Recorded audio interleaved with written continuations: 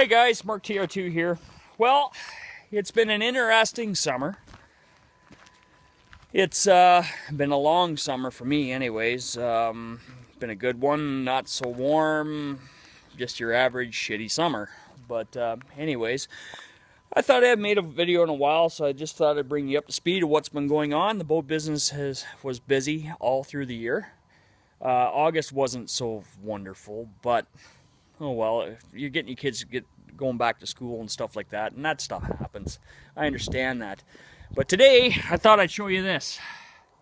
This is what I'm up to today. Well, actually, I've been at it for a while.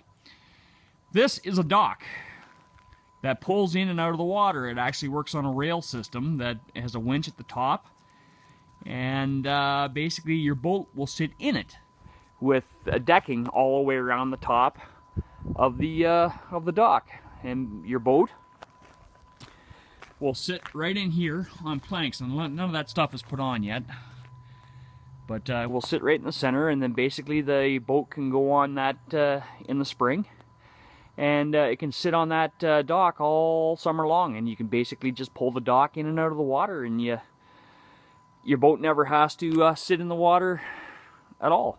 But what I'm doing is I'm actually putting Interlux innovation on, and basically what I've done, the first two coats were Interprotect by Interlux, and basically what that does is that puts a barrier coat between your primer and the water. So after you put that stuff on, nothing's going to penetrate it and cause it to rust. And then after that, we use this product. This is Interlux fiberglass bottom coat, 779 black, and that stuff right there, guys, is the best anti-fouling paint you will ever buy. I know it's expensive, but it is the best. I've been using it for years, and I've been in this business for almost 28 years, and that's all I've ever used. I've done many boats, Interprotect bottom coat, and people are very happy.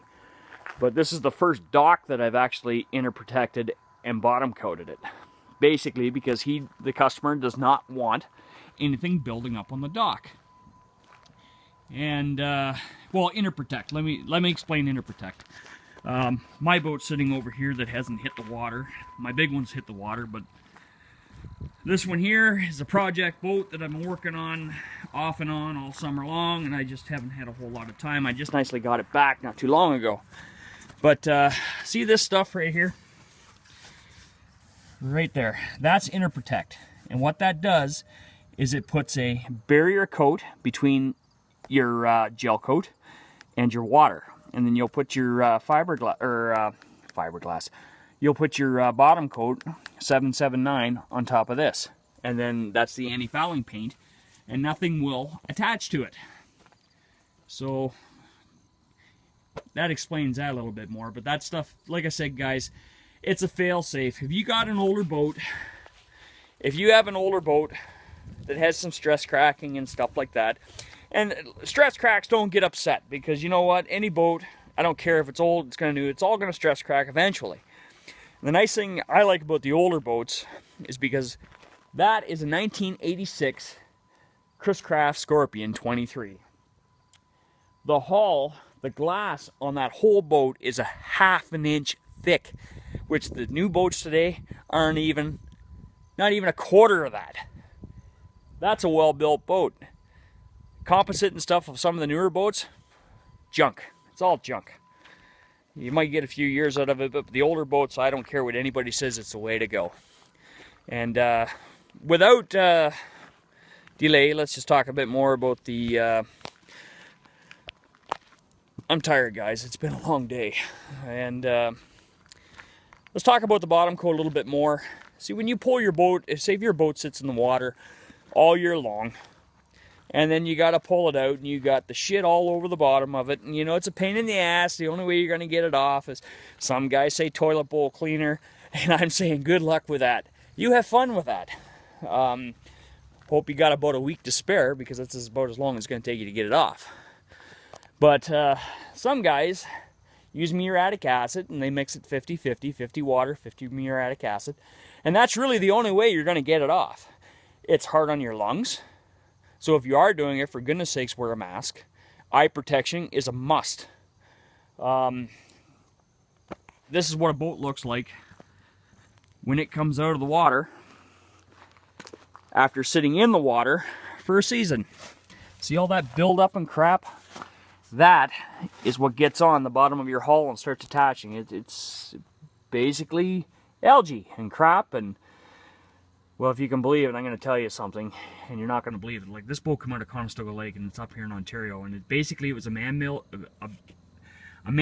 lake for runoff. This is algae. You know what that is? It's brown. And we got farmers' fields and a lot of people that spread shit. And I don't care what anybody says, that's what I think that stuff is. It's shit.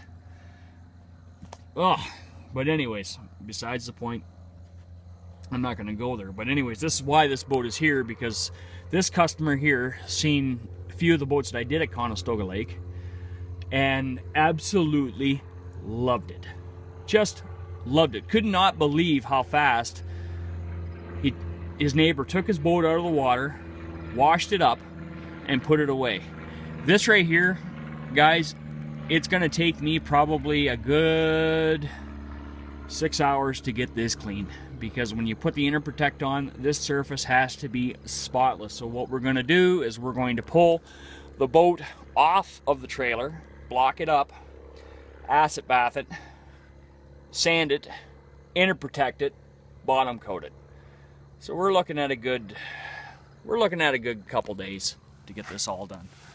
And when it's done, this guy will be happy. And another thing a lot of guys don't realize too, with your boat sitting in the water, especially to open gel coat.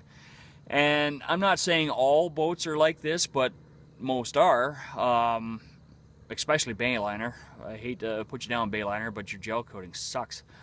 But it starts after your boat's sitting in the water for it starts with something called osmosis.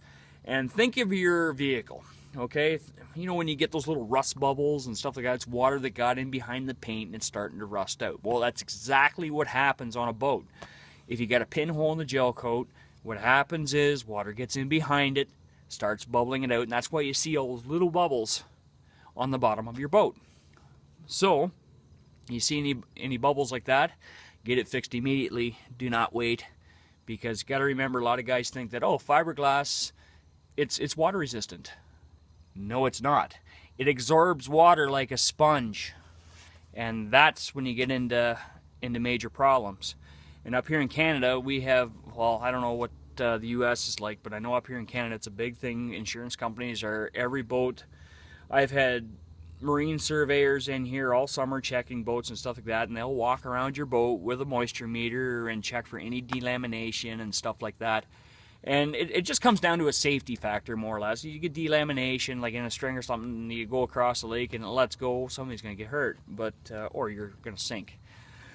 But any which way, if you put this stuff on, it'll stop that. Now, if there is bubbles in the gel coat, when I do take this stuff off, I have to repair that first.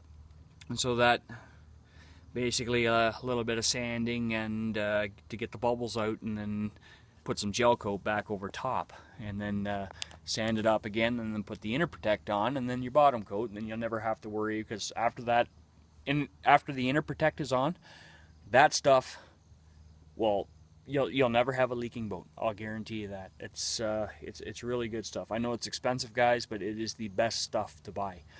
And basically, when I start this boat, I'll actually make a few videos of it, but that's basically what's been going on out here at the farm. The horses are gone. Still have our dogs. Pear trees aren't as heavy as they used to be. There's a few, but no, up here in Canada, give or take another couple of months. Calgary, you've already got snow. So normally what happens here in Ontario, Calgary gets snow, and we're about a month and a half behind them.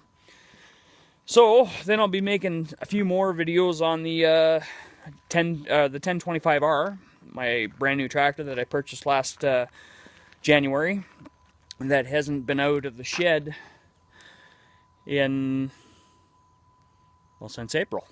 I pulled the battery out of it because that's all I use that tractor for, is blowing snow, and pulled the battery out of it, and she's been sitting all summer long with a blanket over it. What is my dog doing? Callie, what are you doing? Are you happy? Of course you are. She's always happy. So anyways, we're making a few videos, and I'm gonna get a cab for that this year too.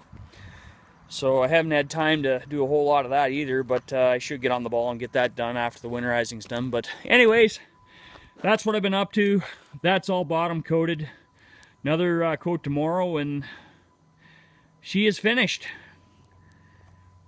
Customer can come pick it up, put his planking on her, and take her up to the lake. Thanks a lot, guys. Remember, comment and subscribe. Take care.